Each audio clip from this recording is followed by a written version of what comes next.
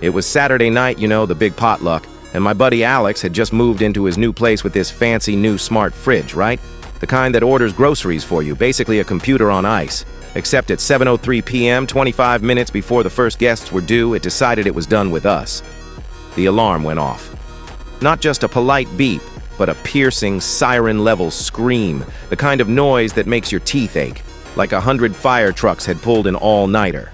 We couldn't hit the mute, couldn't unplug it, because Alex, the paranoid genius, had set the anti-theft mode just in case. So here we are, 3 college-age dudes, panicking, sprinting around the kitchen. Kevin, my roommate, has a real MacGyver moment. He runs to the garage and comes back with 2 things, a whole, fresh roll of thick gray duct tape and his sister's purple yoga mat. I'm serious. He rips the yoga mat, slams it against the top vent, the speaker grill, and Alex starts taping.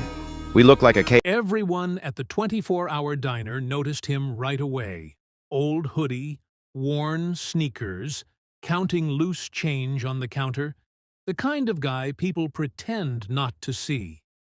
The waitress sighed quietly, like she already knew how this would end. Behind him, a mom and her little girl waited in line, the kid humming, tugging her sleeve, whispering about pancakes, the good kind, with strawberries. The man finally spoke, soft, careful. I'll just take the cheapest coffee, please." The waitress nodded, already reaching for the mug.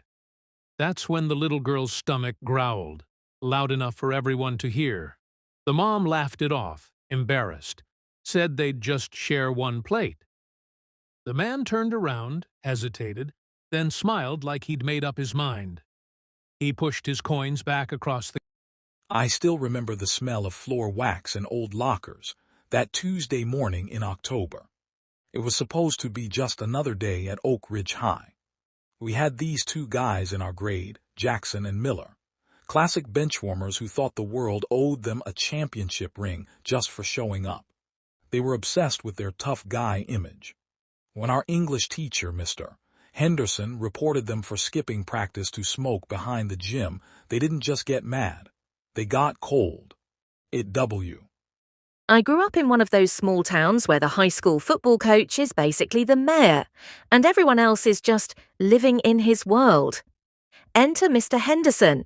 He was the kind of guy who thought respect meant absolute fear. He spent half his history lectures scouting for people slacking off, but his real obsession was the no-tech rule. If he even saw a wire, he acted like he'd just found a live grenade. It's a Tuesday, 95 degrees out, and we're midway through a midterm. I'm sitting there, sweating through my shirt, and my heart starts doing that weird, fluttery thing. See, I've got a pacemaker. I've had it since I was 6. It's usually invisible, but that day, because of the heat and the thin fabric of my tee, the little transmitter on my chest was slightly bulging. Henderson starts his prowl. He stops right behind me. I can feel his breath on my neck. Suddenly he shouts, "Aha, I knew it!" Before I can even blink, he reaches down, grabs the bump under my shirt, and yanked. He thought it was a hidden Bluetooth receiver or some secret cheating device. The sound, it wasn't a snap. It was more like a dull, sickening pop. I didn't scream. I couldn't. I just felt this icy coldness wash over my entire chest. Henderson is standing there, holding my torn shirt and a piece of medical hardware, looking like he'd just won the lottery. Until he saw the blood. And the surgical scarring.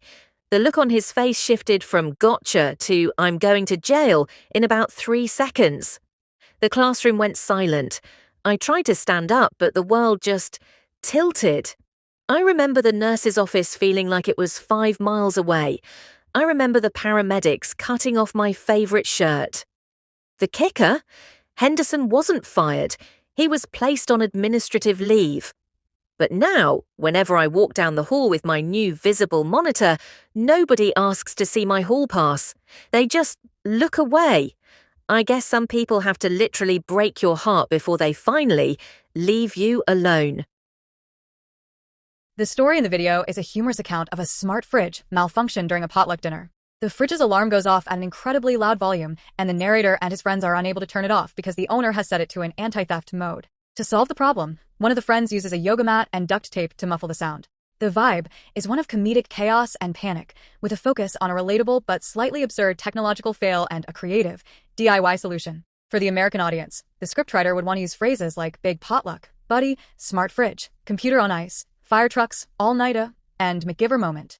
The scriptwriter should also use a catchy title that reflects the comedic nature of the story, such as Smart Fridge, Stupid Alarm, A Potluck Disaster Story.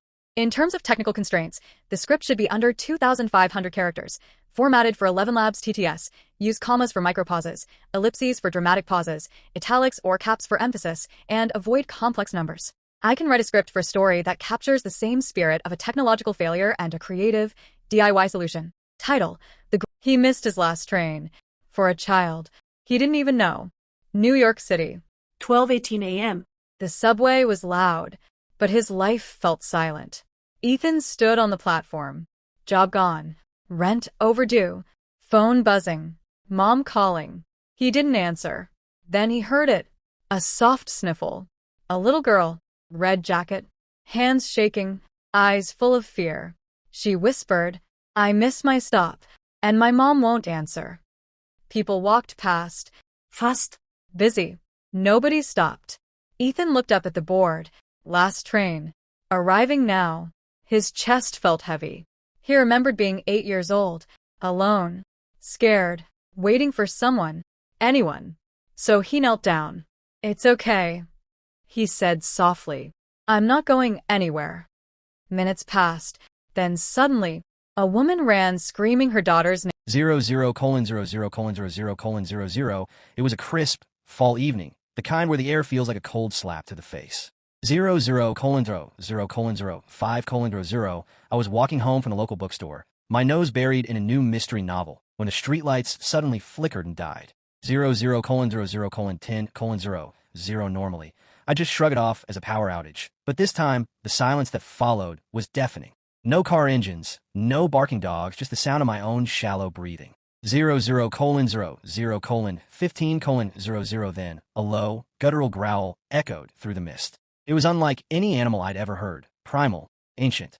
00:00:20:0. I froze, my heart hammering against my ribs. A pair of glowing, amber eyes peered at me from the shadows. 00:00:25:0. My instinct screamed at me to run, but my legs felt like lead.